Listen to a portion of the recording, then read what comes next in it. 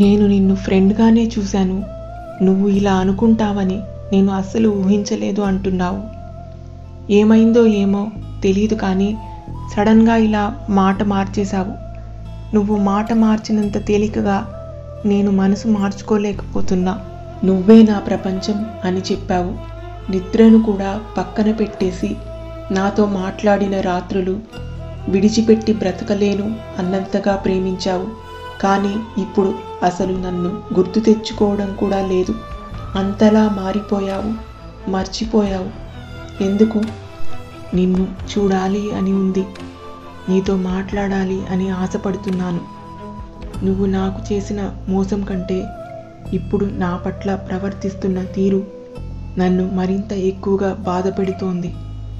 విడిచి ఉండలేనంతగా ప్రేమని చూపించి ప్రాణం పోయినా పట్టించుకోనంత దూరం అయిపోయావు నువ్వు. దూరం మన మధ్య కానీ మన మనసుల మధ్య కాదు అనుకున్నా. నిన్ను ఎంతమంది లవ్ చేసినా నువ్వు నన్నే లవ్ చేస్తావు అనుకున్నా. కానీ నేను పొరపాటు పడ్డాను అని నాకు ఇప్పుడే తెలిసింది.